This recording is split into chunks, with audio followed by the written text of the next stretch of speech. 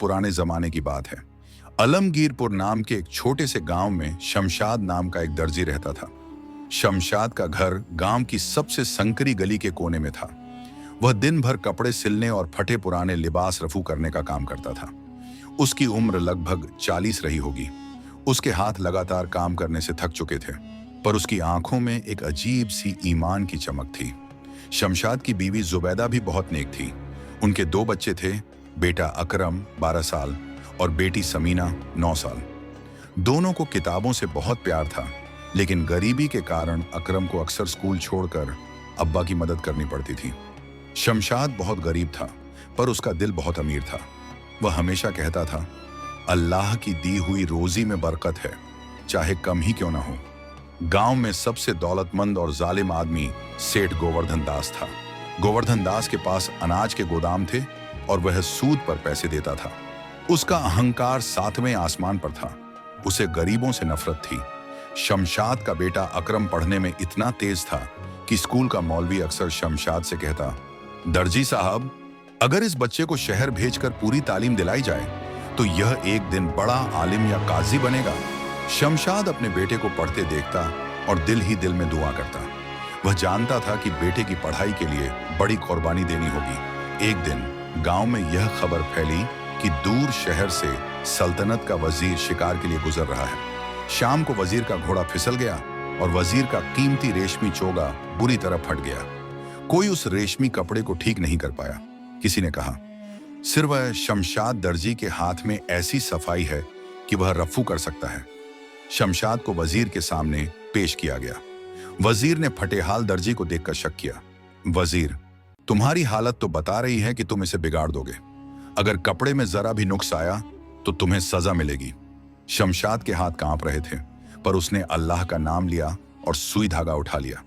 उसने इतनी सफाई से रफू किया कि फटा हुआ हिस्सा नया लगने लगा। वजीर हैरान रह गया। उसने खुश होकर कहा, दर्जी, तुम बहुत हुनरमंद हो। मांग, क्या चाहता है, सोना, चांदी या जमीन? शमशाद ने हाथ जोड़कर सिर झुका लिया और कहा, हुजूर, मुझे धन नहीं चाहिए, बस मेरे बेटे अकरम की पढ़ाई का पूरा खर्च उठा लीजिए ताकि वह शहर जाकर आलिम बन सके। वजीर शमशाद की इस ईमानदारी और नेक नियति से बहुत प्रभावित हुआ। उसने तुरंत अकरम की पढ़ाई का जिम्मा ले लिया। शमशाद की जिंदगी उस दिन से बदल गई। गांव वाले जो पहले उसे ताना मारते थे, अब उसे इज्जत देने लगे। अकरम को वजीर के आदमी शहर ले गए, जहां उसे बेहतरीन तालीम मिलने लगी। मगर सेठ गोवर्धन दास यह सब देखकर जल भुन गया। उसे लगा कि एक गरीब दर्जी का बेटा पढ़ लिख कर बड़ा आदमी बन गया तो गांव में उसकी हुकूमत कौन मानेगा। सेठ ने अपने मन में शमशाद को नीचा दिखाने और उसकी इज्जत मिट्टी में मिलाने की ठान ली। 2 साल बीत गए। गांव में भयानक सूखा पड़ा। खेत सूख गए और लोगों के पास खाने तक का अनाज नहीं बचा। गोवर्धन दास ने ऊंचे ब्याज पर अनाज बेचना शुरू कर दिया। शमशाद भी बहुत मुश्किल से गुजारा कर रहा था। बीवी जुबैदा ने कहा, हमें भी सेठ से उधार ले लेना चाहिए। शमशाद ने इनकार कर दिया। कर्ज जंजीर बन जाता है। जुबैदा, हम भूखे रह लेंगे पर किसी जालिम के आगे हाथ नहीं फैलाएंगे। सेठ गोवर्धन दास को यह देखकर और गुस्सा आया कि शमशाद सूखे में भी स्वाभिमानी बना हुआ है।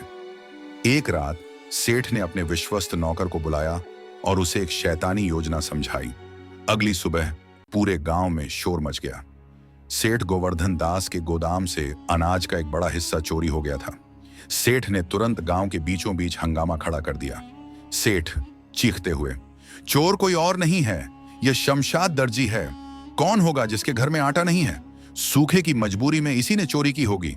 गांव वाले हैरान रह गए। शमशाद ईमानदारी से, लाला जी, अल्लाह की कसम, मैंने चोरी नहीं की।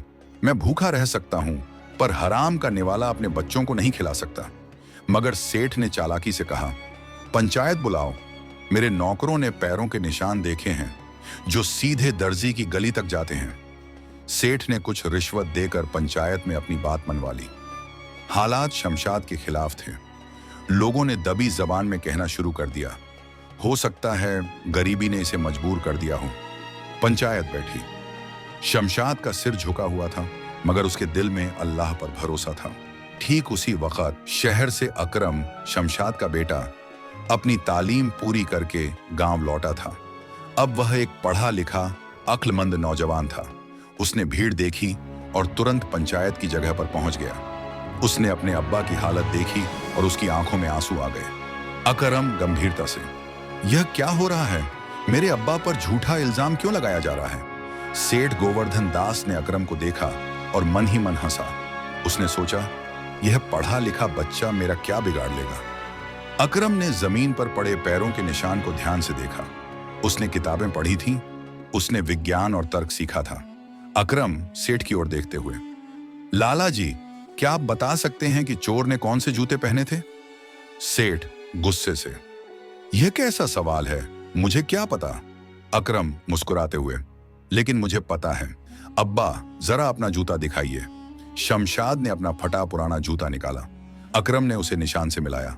अकरम पंचायत से, जरा गौर से देखिए, अब्बा के जूते का नाप छोटा है और निशान का नाप बड़ा है।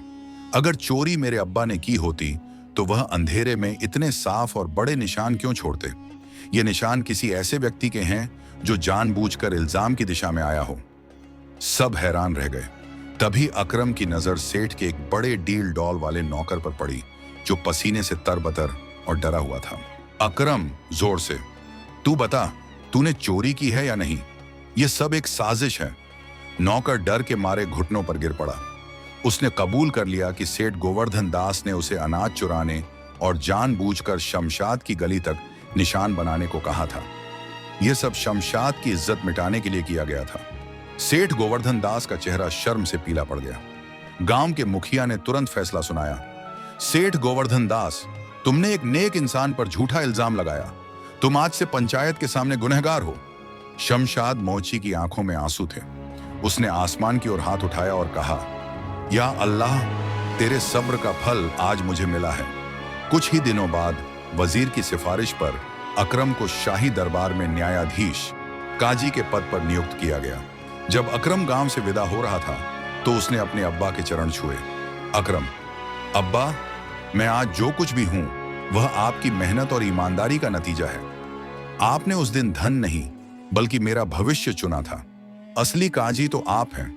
गांव के लोग अब शमशाद दर्जी को सिर्फ दर्जी नहीं बल्कि इज्जत से उस्ताद शमशाद कहते थे। उसकी झोपड़ी में अब हमेशा रौनक रहती थी और वह कहता था, मैं आज भी वही दर्जी हूं। फर्क सिर्फ इतना है कि अल्लाह ने मेरी मेहनत में बरकत डाल दी है।